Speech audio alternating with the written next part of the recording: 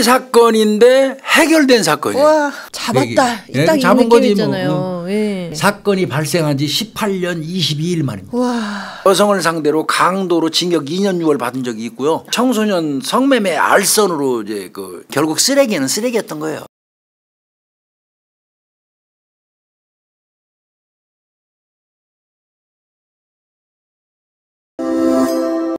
오늘은 미제 사건이에요. 네네. 미제 사건인데 해결된 사건이에요. 와, 미제가 해결되고 오래간만에 좋아요. 미제로 뭐 우리 구독자님들 말씀 맞다나 뭐 고구마 100개 드신 걸로 미제 사건은 늘 끝나는데. 네.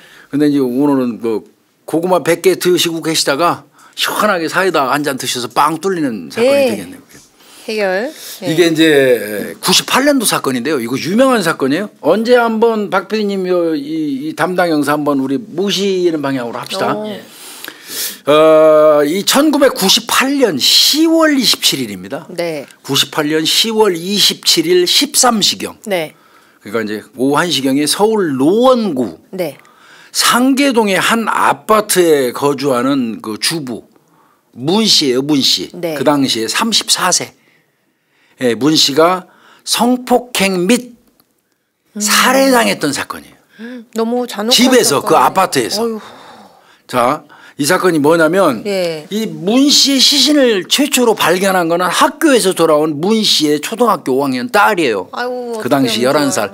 얘는 평생의 트라우마일 거예요. 그렇죠. 이제는 뭐 지금 나이가 이제 많이 들었겠네. 예. 근데 하여튼 그 당시 현 시점으로 계산해서 얘기하자고요. 예. 그 문 씨, 내가 그 사건 당시에 나이를 계산해 갖고 이제 이 아이가 저 아이가 했더니 또 어떤 분 또 댓글 다루셨더라고. 뭐요? 지금 우리 나이로 한 사람은 지금 성인이 돼서 나이가 많은데 뭐 그렇게 근데 그렇게 하면 이 방송 못 해요. 어떻게 표현해요, 그러면? 사건 당시를 기준으로 해서 저희는 설명할 수밖에 없는 거예요. 지금 98년도로 돌아간 겁니다, 여러분들하고 네. 저는. 네. 그래서 이제 그 당시에 문 씨의 딸 11살 초등학교 5학년 학생이 발견을 했어요. 엄마 아휴. 기가 막힐 거예요, 얘. 어떻게 해야죠? 예. 그래가지고 119하고 경찰에 신고를 한 겁니다. 이웃에 알려가지고. 아이가요. 예. 애가 뭐 전화할 여가도 없는 없죠. 뛰어나와가지고 이웃집에 문 두들기고 이제 얘기해서 거기서 119, 112에다 예. 신고를 하게 된 그런 사건인데. 네. 자, 현장에 경찰이 출동을 했어요. 예. 출동을 해서 확인을 했더니 이제 뭐 이런 경우라면 주부가 혼자 있는데 누군가가 들어와서 강간하고 살해하고 나갔다 그러면 이건 강취 목적의 강도 목적일 가능성이 제일 높죠. 네. 그러니까 경찰이 제일 먼저 확인하는 거는 없어진 물건이 있는지 여부를 확인하는 겁니다. 그렇겠죠? 그래서 확인을 했더니 있어요. 없어진 물건이. 오. 그게 뭐였냐면 예. 남편 카드 등이 있었는데 예. 그 지갑에 예. 이게 없어진 게 나와요. 네. 자 이제 그러면 이건 강간 살인일 가능성이 농후해요. 그렇네요. 이제 그렇게 이제 아마 강도 강간 살해로 추정을 하겠죠 경찰은. 네네. 그리고 이제 시신을 살펴보니까 시신은 목에 노끈이 매져 있어요. 네. 그다음에 입하고 발을 넥타이로 결박했어요. 입하고 발을. 네. 그리고 나체 상태. 성폭행에. 예. 이거는 이제 부검을 해가지고 추후에 밝혀진 사실에 의하면 목뼈 이게 설골이라고 그러죠. 네네. 목뼈가 골절됐습니다. 아휴. 목뼈가 골절되는 케이스가 대체로 이제 액살, 교살일 경우에 예. 설골 골절이 수반되거든요. 네. 이제 이렇게 나왔습니다. 그래서 여기에서 성폭행을 당했다면 당연히 그 질액 채취, 예. 그다음에 뭐 유두라든지 입 주변이라든지 목덜미 주변에서 타액 채취까지 네. 하거든요. 그래서 이제 그 DNA를 시신에서 확보해 가지고 일단 제일 먼저 알아낸 게 혈액형이에요. AB형이 나왔습니다. AB형이요? 예. 혈액형이. 예. 그런데 98년도라는 거를 인식을 하고 지금 이야기를 들으셔야 돼요. 맞아요. 예. 제가 이제 예전 사건을 이렇게 얘기하면 우리 구독자님들이 지금의 기준으로 막 생각을 하면 뭐야 저것도 못했어 뭐 이렇게 나올 수 있어요. 그러니까 98년으로 가시자고요 전부 다. 맞아요. 98년으로 그 구독자님들이 98년도에 몇 살인지도 계산해 보시고 그러면서 98년도로 가세요. 이때는 교수님 이렇게 DNA 확보하면 이제 혈액형 정도 확인되는데 그러고 뭐 DNA 그 혈액 은행도 없어 유전자 은행도 그러니까요. 2010년도에 만들어졌으니까 예. 없었고요. 대조할 데이터도 그다음에 없는 거죠. 98년도에 그 뭐 DNA가 그렇게 발달도 안 됐고. 그렇죠. 화성 사건이 86년 9월부터 91년 4월까지 사이에 일어났어. 그때 네. DNA 거의 불모지였기 때문에 제대로 안 풀렸던 거지. 지금 같으면 그거 벌써 잡았죠. 바로 왜 이렇게 하면 되는데. 그런 것처럼요. 네. 자 여기서도 이제 타액이라든지 실액 채취해 가지고 AB형이라는 거 범인이 네. 강간범 살해범이 확인을 했어요. 당연히 이제 그 즈음에도 수사 패턴이 같겠죠. 피해자 주변 수사를 하겠죠. 피해자 주변 수사도 하고 예. 그다음에 피해자의 통화 내역도 조회를 당연히 경찰이 했겠죠. 네. 그런데 통화 내역 조회를 했더니 예. 살해 직전에 사망하기 직전에 살해당하기 직전에 2차례에 걸쳐서 통화를 한 내역이 있어요. 그러니까 이거는 수신 기록이지. 수신 기록. 온 이 거예요? 여성이 받은 거지. 받은 그 기록이고 그러면 걸은 사람 기록을 이제 그 누군지 봐요. 발신자. 그걸 확인했더니 그게 2번 다 모두 공중전화예요. 이때 뜨끔뜨끔해요. 이때 이즈음에. 범죄자들 거의 다 공중전화 썼잖아. 유괴에서도 납치에서도 다 공중전화로 했잖아요. 그래서 무슨 유괴 뭐 납치 사건이 발생하면 비상 딱 걸리면 형사들이 공중전화를 딱 저 자기 자리가 있었어요. 지정해 놓는 거예요? 그 긴급 배치 딱 떨어서 납치 긴급 배치 그러면 김복준이가 가는 공중전화는 딱 있어. 나는 글로 뛰어나가 제일 먼저. 그 다 직원들이 그렇게 그런 것처럼 공중전화에서 지금 요즘엔 공중전화 찾기도 힘들어. 맞아요. 그렇지만 그때만 해도 공중전화에서 범죄자들이 꼭 했어. 왜? 추적 못하게. 맞아요. 그런데 CCTV가 지금처럼 많았으면 공중전화 주변에 CCTV가 있어갖고 인상차이가 다 나오니까 또 검거가 됐을 거예요. 맞아요. 그런데 공중전화 쓸 때는 CCTV가 그렇게 없었죠. 일반화되어 있지 않을 때니까 그건 그 시대의 환경입니다. 네. 자 이건 틀림없이 범죄자일 가능성이 많아요. 그러네요. 공중전화로 이분이 사망하기 직전에 살해당하기 직전에 2차례나 전화를 했다면 그 공중전화로 이분한테 전화를 건 놈이 범인일 개연성이 압도적으로 높아요. 경찰도 그렇게 생각을 했겠죠. 네. 당연히 이제 이거 뭐 피해자 주변으로 해서 공중전화 그 인근에 가고 탐문밖에 없었을 거예요. 그 당시에 CCTV가 없으니까. 전화 걸은 그 공중전화 가서 지문 제출은 했겠지. 근데 아시다시피 공중전화에서 지문 제출하면 100% 실패예요. 너무 많이 나오기는 수십 개 수백 개가 나와갖고 그거 또 올려서 뽑는데 몇 달 걸려요. 그렇죠. 제가 그거 해봐서 알아요. 공중전화는 지문이 너무 많아요. 그렇죠. 아무나 다 이용해가지고 그래서 거기서 지문 채취는 그래도 해요. 그래도 일단 당연히 가서 했을 거고 네. 먼저 그 수사를 하는 한편 또 그 공중전화 주변에 가게 하는 분들한테 몇 시경에 공중전화 뭐 걸던 특별한 사람이 있냐고 물어보는데 그 참 어려운 얘기고요. 물론 그렇게 또 단서가 되는 그렇게 경우도 하다가 있죠. 그놈이 아주 특이한 그 짓을 해가지고 문신을 해가지고 이상하게 보인다든지 그래가지고 잡은 경우도 있기는 해요. 탐문에 의해서 목격자로. 근데 이제 뭐 거의 어려운 얘기고요. 자 그거 수사하는 한편 경찰이 착안한 건 뭐냐면 집에 와서 남편의 카드가 있는데 그 훔쳐갔다 그러잖아요. 이제 그래서 거기에 이제 좀 신경을 썼어요. 근데 사실은 솔직히 얘기해서 이즈음에 카드를 훔쳐가지고 가면 사용을 안 하면 꽝이에요. 그렇죠. 그 카드는 훔쳐간 거로서 가치가 하나도 없어 수사로 돼. 형사들이 어떤 생각을 하면 피해자한테는 미안한 얘기지만 제발 카드 사용해라고 진짜 기도를 합니다. 제발 써라. 카드 좀 써라. 단서가 잡히게. 그냥 상점에 가서 써도 좋고 제발 써라 하고 기도를 하면 어느 날 갑자기 카드 사용처에서 연락이 오면 우리 기도빨이 받았다고 이제 그런 얘기도 했는데 우리가 여기서도 남편의 카드를 이제 경찰이 이제 집중하고 있을 거 아니에요. 카드 이제 실시간으로 금융기관하고 연계해가지고 걸어요.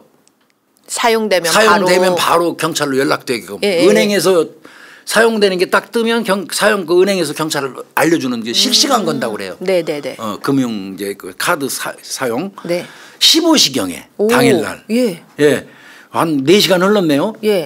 3시간 흘렀죠. 13시경에 시신 발견했으니까. 한 두 그 새끼는 그 이전에 들어왔겠지만 한 2시간 정도 10차례에 걸쳐서 151만 원을 쫙쫙 빼갔어요. 이 새끼가.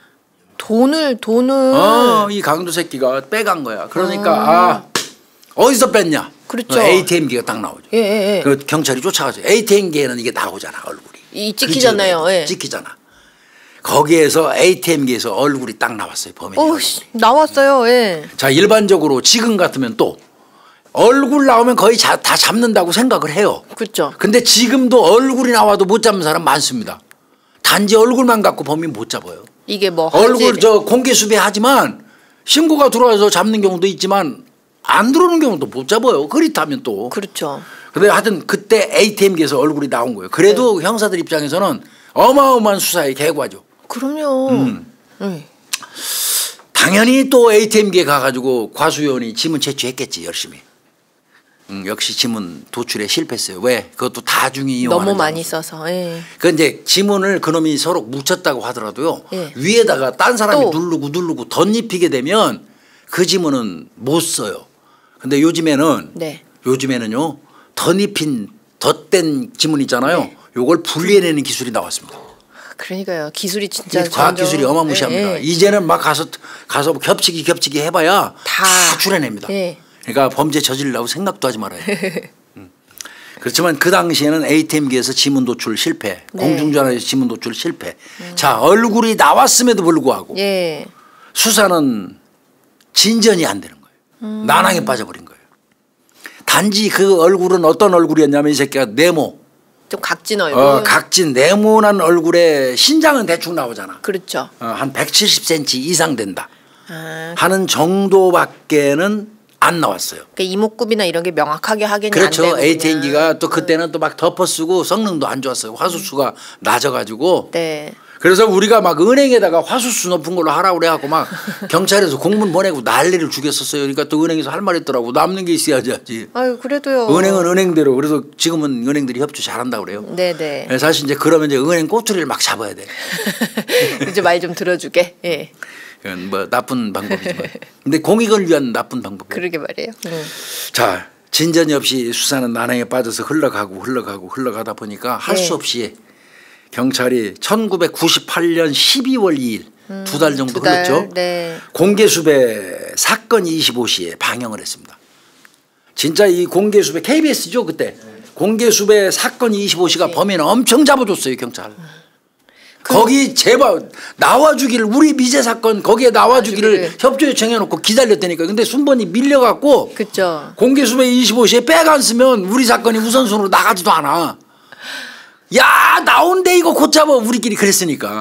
근데 이 사건이 방영이 됐어요. 살인 사건이니까. 그 로고송이랑 교수님 생각나죠? 시청률도 엄청 높았잖아요. 엄청났어요. 예. 그러니까 그 약간 저녁 시간에 나왔었죠. 그러니까 굉장히 많은 국민들이 딱 다 보는 시기잖아요. 백윤기인가 앵커 하시던 분이 예. 그랬던 걸로 기억이 나고 그분이 아마 MBN에서 또 방송 진행하다가 그만둔 걸로 내가 알고 있어요. 네네. 하여튼 공개 사건 25시에 방영이 됐어요. 경찰이 이제 공개 수사 결정을 해가지고 뭐 하도 안 되니까 이제 그렇게 한 거거든요. 예. 이 사건은 이제 그때는 노원 경찰서가 없었어요. 도봉 경찰서 소관이었습니다. 노원 상계동이. 예. 그 당시에 서울 도봉 경찰서에 수사본부를 차려놨. 이건 뭐 엄청난 사건이니까 수사본부를 차려놨는데 못 잡으니까 공개수배 25시에 방영하기로 결정을 수사본부에서 내렸고. 네네. 그럼에도 불구하고 범인이 검거가 안 됐어요. 얼굴이 나오는데도 시간이 흘러갖고 2000년대까지 흘러왔습니다. 한 2년 정도 지났네요. 그러니까 한 2년 수사한 거예요. 수사본부 꽤 오래 한 거예요. 그러다가 이제 결국 못 잡으니까 이제 영구 미제 사건으로 분류가 된 거예요. 미제. 네. 제가 그 사건 하나 가지고 있죠. 미제. 네, 2년 정도 수사본부에 수사했다. 근데 이제 뭐 수사본부가 편성돼 가지고 실제로 거기에 전종해서 모든 형사가 매달리는 거는 길어야 6개월이에요. 원래는 3개월 단위, 3개월 바짝 전체가 다 붙어 모든 경찰이 다 붙어가지고 하는 게 한 3개월. 예. 그래도 별로 진전이 없으면 연장 그래도 가능성이 있다. 연장 한 번 더 하는 게 3개월. 그럼 6개월이 내가 볼 때는 맥시멈이고요. 그리고 이제 그때부터 안 되면 수사 이제 인력을 축소해 다른 사건도 해야 되니까. 그럼요. 축소하고 이제 전담 형사들만 남겨가지고 그동안 수사본부에서 6개월 동안 수사했던 거를 그 사람들이 가지고 이제 또 이제 따로 수사를 해요. 그래서 한 1년이 흐르고 또 그러면 또 줄여요. 그러면 한 2명한테 배당이 될 수도 있어요. 최종으로 갖고 있는 사람은. 네. 이제 뭐 이런 식으로 갔다가 한 2년 정도 되면 정지하자. 미제로. 미제 사건으로 정지해놓고 기소 중지죠. 네. 그래놓고 또 나중에 수사하자고 이제 정리. 사실은 실질적으로 사건 종료예요. 이 사건도 그렇게 돼버렸습니다. 98년도 10월달에 발생한 사건이 2000년도 말 12월에 네. 2000년 12월에 영구 미제 사건으로 분류가 됐습니다. 그래서 이 사건은 미제 사건이 돼버린 겁니다. 네. 그런데 네. 시간이 흘러서 2016년이 됐어요. 16년 지났네요, 그러니까. 그러면 네. 2016년 6월 달에 네. 6월에요. 서울경찰청 광역수사대 광역 1팀으로 네. 부임한 김응희 네. 이름이 어려워요. 응희야. 김응희. 네. 경위님. 예. 그 이 김응희 경위가 재수사 의지를 가지게 돼요. 그런데 이제 김응희 경위는 네. 이 사건이 발생했던 98년도에 도봉경찰서 막내 형사였어요. 아, 이 당시에 막내 형사가 막내 계셨어요. 형사였는데 시간이 흘러서 예. 막내가 이제 경위까지 달고 예. 무궁화 하나 다른 거야. 주임이 돼가지고 서울청 광수대 광역 1팀으로 발령을 받은 거야. 자, 서울청 광수대 광역 1팀이면 광역이니까. 서울 전체 수사할 수 있잖아. 예, 예. 근데 지가 원래 오래 근무했던 곳에 소스가 많겠지 아무래도. 그렇겠죠. 그러면 이 사건이 제일 먼저 떠오르지. 아, 그래서. 김응희 경위는 이 사건이 제일 그때 경장이었대요. 막내 형사로. 네네네. 경장 때 이제 그 했으니까. 그래서 김응희 경위는 그때 한이 맺혀 있었던 거예요. 형사라면 누구나 그거 있어요. 얼굴까지 나온 놈을 못 잡았다는 게 얼마나 분해요. 그렇죠. 그게 부글부글 끓거든. 자다가도 벌떡벌떡 일어나는데 그 얼굴이 그냥 눈에서 그냥 선한데 지금도 막 그런데 막 금방이라도 잡을 수 있을 것 그런 같고. 이 새끼 그냥 막 그 어느 나라 뭐 또 개 꿈꿔가지고 막 갑자기 무슨 저 천안 쪽에서 막 보여 그래. 천안으로 쓸데없이 출장도 갔다 오고 그래요. 막 혹시나 해가지고. 그 이상 근데 갔다 와가지고 에이씨 개꿈으로 말이만. 야 얼굴도 나왔어. AB형이라는 혈액형도 나왔어. 이런 사건을 해결 못한다는 게 한이 있었는데 그래서 언제든지 기회만 나면 그 사건 다시 들여다보려고 기록도 다 가지고 있는 거예요. 마음속에 김응희 경위가. 그런데 이제 광수대로 부임하자마자 네.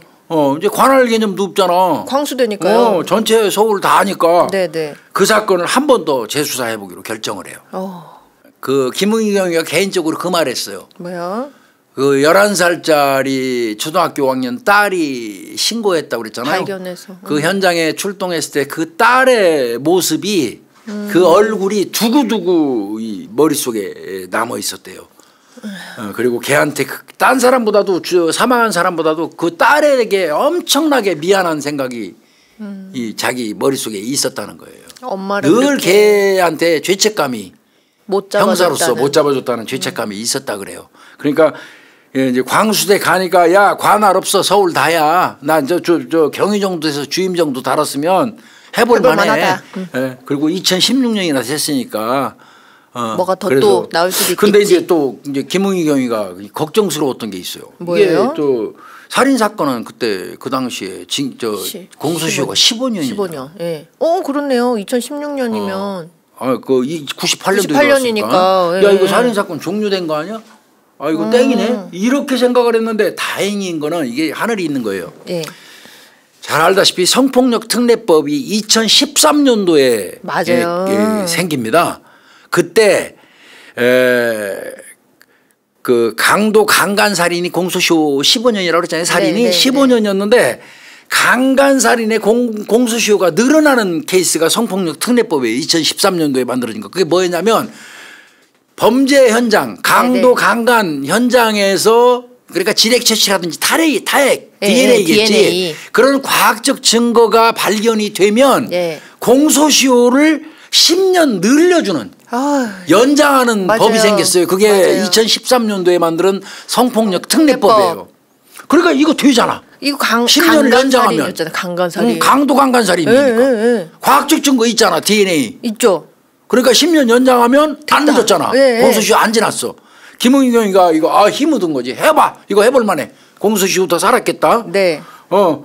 거기다가 막 이제 2013년도면 2010년 경에 데이터베이스 만들었잖아. DB 만들었죠. 저 DNA 은행 만들었잖아. 2016년이면 한참 막. 과학수사는 엄청 발전했으니까 야 이거 붙어볼 만하다.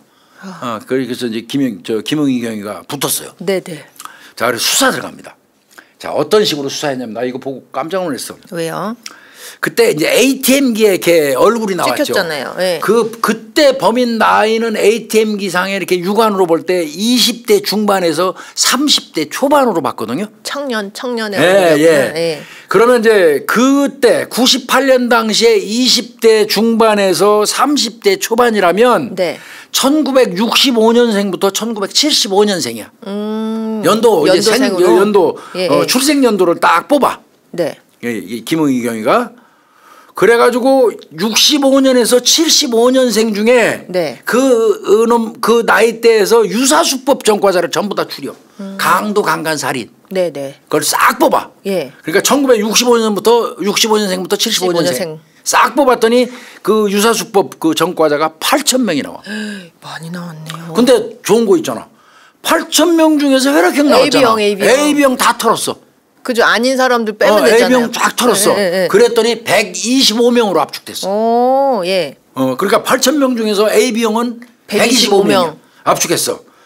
그때부터 125명의 동사무소 가면 그 주민등록 등본상에 사진 있잖아. 네. 그 사진하고 ATM기 사진을 2개를 가지고 다니면서 예. 대조하기 시작해. 하나하나.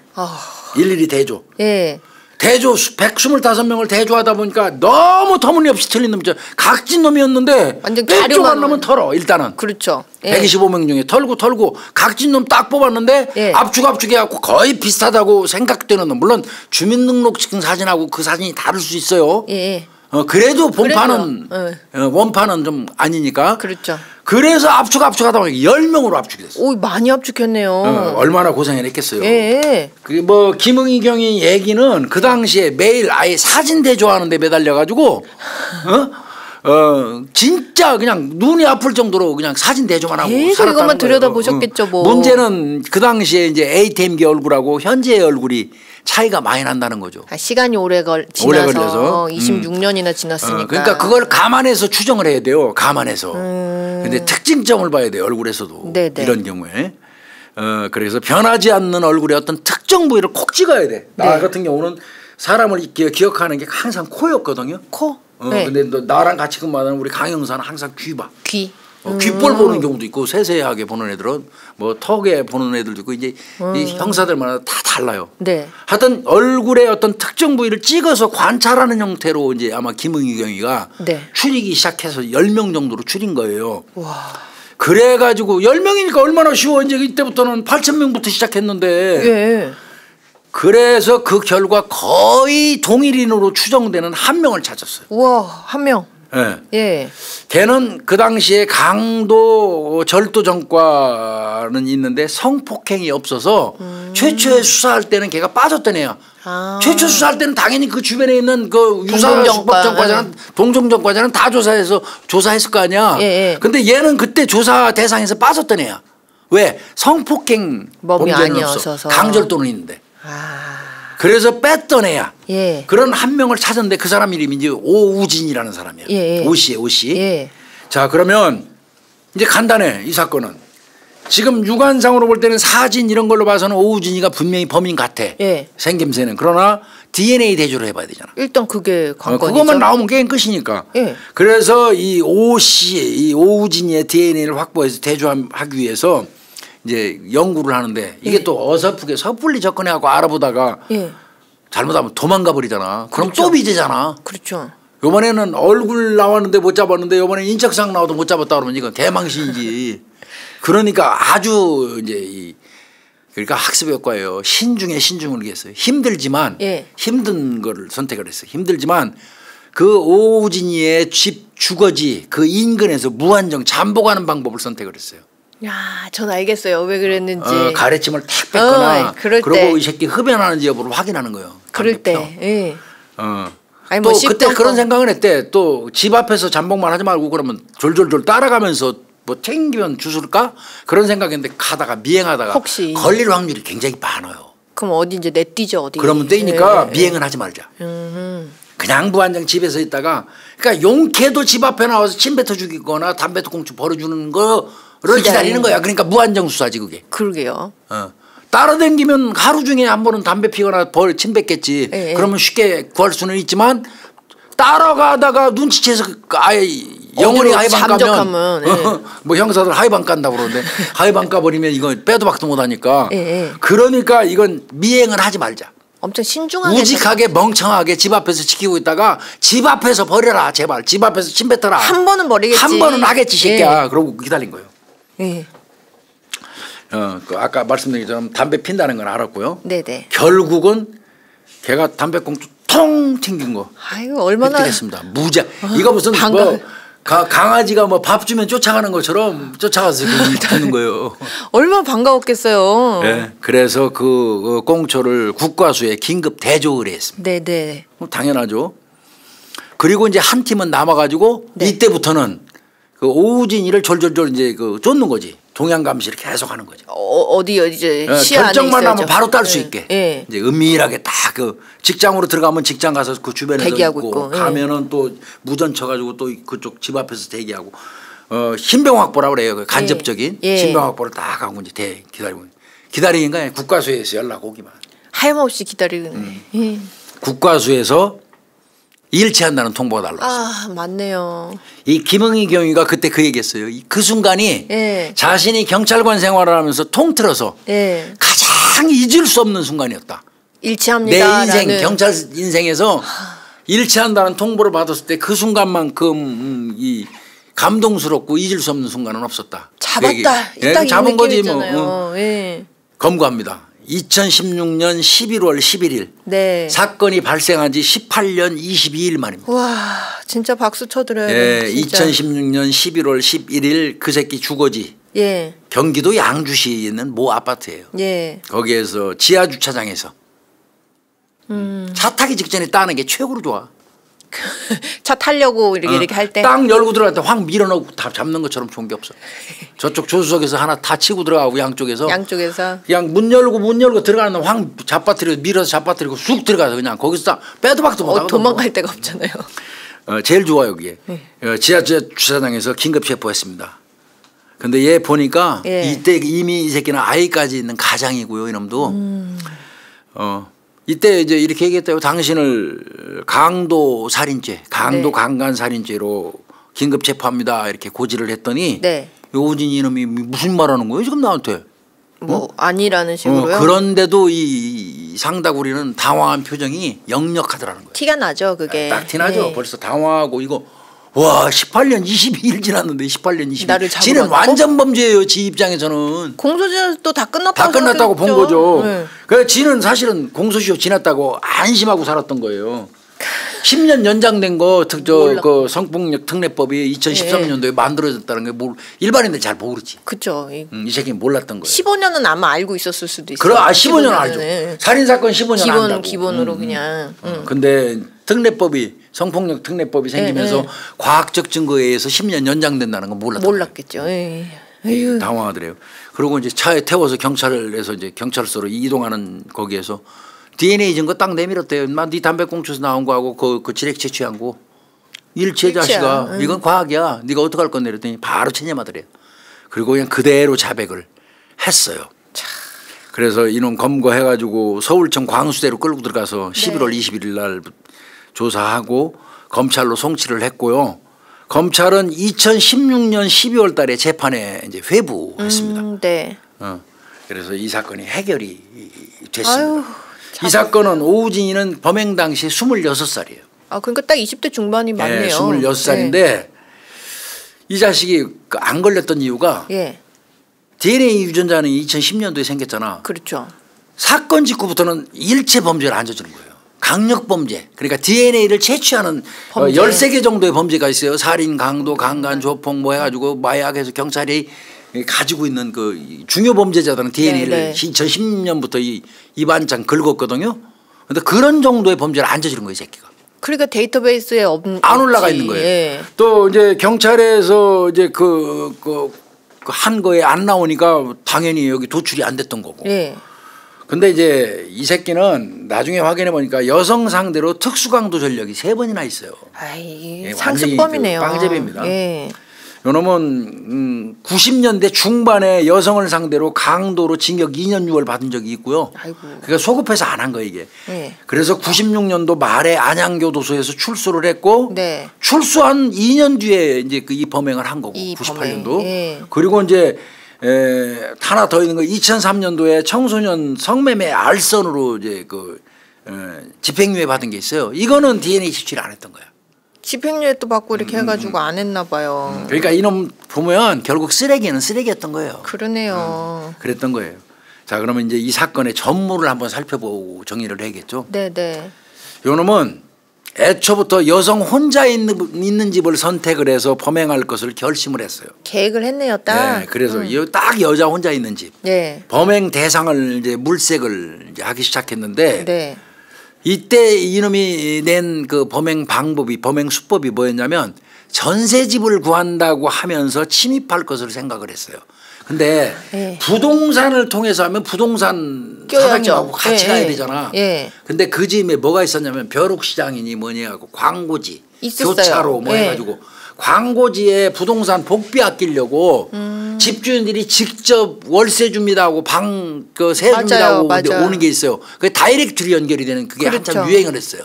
이 복비 안 내려고. 뭐 교차로 있었고 벼룩시장 있었고 뭐 여러 개 있었던 것 같아 내 맞아요. 기억에. 예. 정보지라고 그러죠. 뭐 그 생활정보지. 네. 요거를 이놈이 생활정보지로 주워다 놓고 쫙 살펴본 거예요. 일부러 아예 작정을 네. 했네요. 타겟팅을 하려고. 그래서 전세 내놓은 집을 쫙 찾아가지고 예. 그 중에 하나가 이제 딱 드러난 거예요. 98년 10월 27일 날 12시 32분이에요. 나도 한낮에. 예. 12시 32분에 피해자한테 전화한 거예요. 노원역에 있는 공중전화예요, 그게. 아, 그래서 아까 예. 공중전화. 전화를 한 거예요. 그래서 저 한번 보러 갈게요 하고 예. 한 번 전화. 그 조금 있다가 12시 43분에 예. 또 전화해요. 상계동으로 갔어요. 그때는 또. 예. 노원역이 아니라 상계동 공중전화로 또 전화. 그 아파트 전세 매물 내가 좀 보러 갈게요. 그러고 전화한 네. 거예요. 그러니까 이 피해자가 오세요 한 거지. 그렇겠죠. 그래서 13시 20분에 피해자 집에 도착한 겁니다. 13시 20분에 피해자 집에 도착을 했고요. 네. 이때 교수님 아마 그런 생각 들어요. 이렇게 전화를 마구잡이로 어쨌든 돌리는 거잖아요. 그랬을 때 여성이 이제 받고 그렇지. 또 전화했는데 또 여성이 남자가 받잖아요. 받는 집은 안 가죠. 네. 또 전화했는데 또 여성이 또 받았잖아요. 그러니까 이제 간 것 같아요. 아까 이제 제가 서두에 13시경에 범행하고 했던 사건이라고 한 거는 이제 이 사건을 다 조사한 다음에 범행 시간을 13시로 정한 거예요. 네네. 애가 발견했을 때는 한 15시가 훨씬 넘은 시간이죠. 그러니까 이제 착각하시면 또 안 돼요. 네. 이제 그 범죄 사실 맨 서두에 13시라고 얘기한 거는 다 사건 조사 끝나고 예. 범행 일시를 13시로 특정한 겁니다. 네네. 자, 그러니까 이제 이 설명 갈게요. 12시 43분경에 상계동 공중전화로 보러 갈게요 해서 최종적으로 두 번 걸은 거예요. 이렇게 쉽게 얘기해서. 그래가지고 13시 20분에 피해자 집에 도착했어요. 네네. 그래서 자 이제 들어가서 방 좀 보여주시니까 이제 이 피해자 문 씨가 데리고 들어갔겠지. 그랬겠죠. 이게 정말 위험한 일이거든. 지금 이제 이런 건 없을 거예요. 예. 들어가니까 이 새끼가 쭉 보더니 그 전세보증금 좀 깎아주면 안 돼요 하고 지가 물어봤대. 예. 그랬더니 피해자가 이건 말도 이 거짓말이에요. 피해자가 왜요? 바로 아니 보증금도 없이 뭐 보증금도 제대로 준비 안 하고 집 보러 댕겨요? 하고 면박을 줬다는 거야 쟤한테. 에이, 거짓말. 여자 혼자서 남자 혼자 건장한 청년이 26인데 찾아와갖고 보증금 좀 깎아주세요 하는데 야 보증금도 없이 집 보러 댕겨 그러면서 면박을 주냐고. 아니요. 이건 거짓말이에요. 맞아요. 그래서 화가 나서 우발적으로 범행했다 요 새끼. 우발을 거짓말. 주장하기 위해서 이 거짓말을 한 거예요. 하여튼 이 새끼 진술은 그래요. 예. 그렇게 했고 지가 그렇게 해서 때렸더니 폭행을 했더니 피해자가 쓰러져서 결박을 하고 강간을 했고 말 같지도 않습니다. 그다음에 범행이 발각될 거를 우려해서 허리띠로 목을 졸라서 교살로 살해를 했다. 요게 이 새끼 진술이에요. 네. 그렇지만 제가 볼 때는 이 진술은 허위입니다. 거짓말이에요. 예. 왜? 아까 처음에 시신 발견됐을 때 손하고 발하고 입을 모두 다 결박한 범행이었잖아요. 예. 그리고 지 휴대폰이 있었어요. 근데 그럼에도 불구하고 공중전화 이용했잖아요. 이건 다 계획 범죄죠. 이거는 완전히. 거기다가 이 새끼 유사수법 전과가 한 3개 정도 있잖아요. 맞아요. 그런 걸로 봐서는 이 새끼는 거짓말하는 게 명확하고요. 예. 그 죽인 다음에 이제 안방에서 남편의 신용카드가 들어있는 그 지갑 갖고 내뛴 거 아닙니까? 네네. 근데 이 새끼 저 도망갈 때 나와서 택시 이용해갖고 을지로 상가로 갔어요. ATM기가 을지로 상가 쪽에 있는 거 151만 원 뽑았거든요. 네. 그 근처에서 오후 2시 54분부터 오후 3시 14분까지 10번에 걸쳐서 151만 원을 인출했던 겁니다. 네. 이놈이. 네. 그렇게 이게 범행인데 이거는 거짓말이에요. 애초부터 범행 대상을 목표하고 맞아요. 계획을 다 세워서 가서 그냥 바로 제압하고 죽이고 강간한 거예요. 맞아요. 네, 그런 거지 뭐 면박 조각부 한 거 이 새끼 거짓말이 명확하고요. 네. 재판이 이제 2017년 4월 4일 날 있었어요. 이제 검찰은 그때 무기징역 구형했어요. 네. 재판에서 네. 4월 4일 날 서울 북부지방법원 형사 13부 박남천 부장판사가 이제 그 판결을 했는데 검찰에서 무기징역 구형했지만 무기징역을 선고했습니다. 그리고 이제 검찰에서 요구했던 그 전자발찌 부착 명령은 기각했어요. 그러니까 뭐라고 얘기했냐면 뭐 피해자는 이 범행으로 인해서 극도의 고통과 예. 공포 속에서 생을 마감했고 맞죠. 유족도 평생 치유할 수 없는 고통을 겪었다. 예. 그럼에도 불구하고 피고인은 18년 동안 별다른 죄책감 없이 청소년 성매매를 알선하는 등 예. 범죄를 저지르며 일상생활을 해왔다. 예. 부검 결과를 종합했을 때 피고인이 피해자의 목을 지속적으로 강하게 조여서 숨지게 했고 피고인에게 미필적으로 살인의 고의가 있었다고 보인다. 근데 왜? 이 새끼가 왜 그렇게 얘기했냐면 계속 주장한 게 성폭행의 고의는 인정을 했어요. 예, 예. 강간을 하는 과정에서 자기가 이상자세로 강간을 하다 보니까 본의 아니게 죽었다는 거예요. 이게 뭐냐면 이 새끼가 여성을 벗겨가지고 후위에서 목에다가 자기 허리띠를 걸어가지고 잡아 당기면서 강간했어요. 네, 네. 그래서 자기가 강간의 목적으로 강간만 했는데 본의 아니게 제가 허리띠로 목을 묶고 잡아당기는 바람에 죽었으니까 살인의 고의는 없다고. 야 진짜 이거 이거 얘기 혈압이 빡빡 올라 이 소리 들으면. 이거 말도 안 되는 그렇지만 재판부는 그러니까 그 얘기 미필적으로라도 살인의 고의는 있을 새끼야. 그거 잡아당기면 네 말이 맞다 쳐도 그건 미필적 고의야. 그러니까 살인의 의도가 없다는 거 네 그거 받아들일 수도 없고 이 새끼야. 이제 이렇게 하면서 이제 무기징역을 선고한 거고 네. 결국은 이게 대법원에서 이제 확정돼 갖고 이 새끼 복역 중에 있습니다. 이런 이 재판 과정에서 이런 주장을 하면 진짜 유족들이 진짜 쳐 죽일 놈의 새끼 말이야. 이 새끼 전과를 좀 자세히 좀 제가 설명드릴게요. 예. 이 새끼가 3년 전이죠 사건 있기. 예. 95년도 2월 13일 날 네네. 이때 군인이었나 봐요. 수도방위사령부 보통군사법원에서 특수강도죄로 네. 징역 2년 6월을 받았어요. 네. 그랬다가 나중에 이제 1년 6월로 1년 감형이 돼가지고 그때는 이제 민간교도소로 이감돼갖고 96년 6월 26일 날 안양교도소를 출소를 합니다. 네. 그리고 이제 98년도에 그 범행했는데 안 걸린 거고. 그리고 일상생활하면서 2003년도 네. 10월 31일 날 대구지방법원에서 청소년보호법 그 성매매 알선 예. 그걸로 이제 징역 1년에 집행유예 2년을 받았던 거예요. 아이 다 조금씩만 받았네. 죽일 놈의 새끼니까. 예. 얘 사건은 재판할 때 뭐가 쟁점이 됐냐면 예. 이 새끼 끝까지 성범죄 목적 주장했잖아요. 예. 목에다 허리띠 걸고 뒤에서 후위에서 잡아당기다 보니까 여성이 죽었다 하고 본의 아니게 예. 죽었다고 이제 이렇게 얘기했지만 재판부는 부검 결과에 따른 한 번의 힘이 가해진 게 아니라는 거지. 이거 계속 잡아당기면 지속적인 힘이 가해지잖아. 그렇죠. 강간하면서. 예. 그래서 사망에 이렇다면 이거는 미필적 고의한 살인도 충분하다는 거죠. 그런 양태로 이거 잡아당겼으면 죽었을 거를 충분히 알 수 있었다. 예견할 그런 수 있었다. 거죠. 이제 이거죠. 강간하면서 이 새끼 계속 잡아당겼으니까 강간이 금방 끝나지도 않잖아요. 그러게 말이에요. 그 여성 같은 경우는 허리띠가 계속 조여져 갖고 죽은 거라고요. 강간 당하면서 죽은 거예요. 참 정말. 응? 이 나쁜 놈의 새끼 말이야. 그 저 가죽허리띠 썼다고 그러는데 예. 그래서 이 전경부의 가죽허리띠 그 사건이 아주 뚜렷이 나 있었어요. 목에. 예. 그게 이제 그 재판시 쟁점이었던 건데 인정 안 해준 거고요. 그다음에 네. 전자발찌 명령 기각했다고 그랬잖아요. 예. 그거 왜 기각했어요? 그거 봤더니 세 가지 이유더라고요. 교화의 여지가 있대. 무슨 교화의 여지? 이런 X새끼가 무슨 교화의 여지가 있어. 참, 말도 안 돼. 두 번째는 성범죄자 위험성 평가 척도. 있어요. K코라스 있잖아. 네. K소라스. 이거 평가 결과가 10점이니까 중간치밖에 안 된다. 그다음에 전 범죄 시에 그 이식 직전의 범죄 때 피해자들한테 상해는 가한 적이 없었대요. 아, 그럼 특수강도 짓을 하면서 상해를 가한 짓이 없었대. 그런 거 참작을 해서 교화 여지도 있고 저 평가도 좀 뭐 중간치고 그러니까 그 이후에 뭐 18년 동안 살면서 청소년 그 성매매 알선밖에 큰 죄도 안 저질렀대. 이래서 전자발찌 명령을 기각한 판사님이 계세요.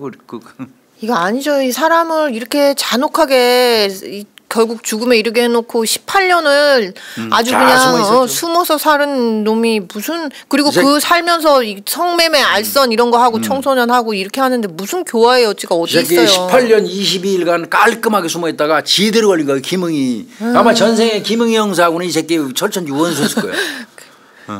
이 김응희 경위는 이제 그때 경감으로 특진됐어요. 특진할 만하네요. 특진시킬 만하죠. 그리고 이제 사건 해결된 다음에 누구 만나러 갔겠어요? 유족 중에서 딸. 가서 직접 찾아가서 알렸대요 본인이. 잡았다. 엄마 이렇게. 그때 이제 엄마를 발견한 딸도 있었고 딸이 감사 인사를 전했는데 김경감이 오히려 내가 더 고맙다. 너 그 시련을 다 극복하고 건강하고 바르게 자라줘서 너무 고맙다. 내가 더 고맙다. 이렇게 인사를 거꾸로 했다 그래요. 이 사건이 딱 해결되고 난 다음에 18년 동안 가지고 다녔던 지갑에 늘 담고 다녔던 그 ATM기 얼굴 사진, 범인 사진, 이거 오우진이 사진이지 그 사진을 낡은 흑백 사진이랍니다. 그걸 불태웠다고 그래요. 그걸 지갑에 계속 넣고 다니셨군요. 다녔던 거죠. 그렇게 해서 이 사건이 정리가 됐고요. 이 사건은 방송이 아까도 말씀드린 것처럼 98년 12월 2일 날 공개 수배에 사건 25시 나왔죠. 2017년도 2월 18일 날 뭐 MBN 어느 날 갑자기 이 사건을 모티브로 해서 나왔어요. 지갑 속 그놈이라고. 그다음에 2017년 7월 18일에 시사기획 창에도 방영이 됐고요. 이 사건. 2023년 3월 3일 날 이 채널 용감한 형제 여기에서도 이거 했더라고요. 그때 김응희 용감한 형사들. 용감한 형제가 아니구나. 용감한 형사들이구나. 내가 용감한 형사들 1회 출연자인데도 나 거기 김응희 경감이 나왔던 걸로 기억을 해요. 하여튼 근데 나는 개인적으로는요. 나 포천 여중생 사건 해결 못한 사람으로서 김응희 경감이 굉장히 부러워요. 이렇게 미제 있던 사건 이렇게 잡았던 게 정말 저는 개인적으로 부럽습니다. 근데 나는 이미 전직이고 뭐 내가 뭐 어떻게 할 수는 없지만 그렇지만 포천 사건도 끝 안 났습니다. 잡힐 거예요. 언젠가는 저는 잡힐 거라고 생각해요. 제가 살아있는 동안에 잡혔으면 좋겠어요. 예, 오늘은 98년도에 노원구에서 발생했던 상계동이죠. 노원 가정주부 성폭행 살인 사건.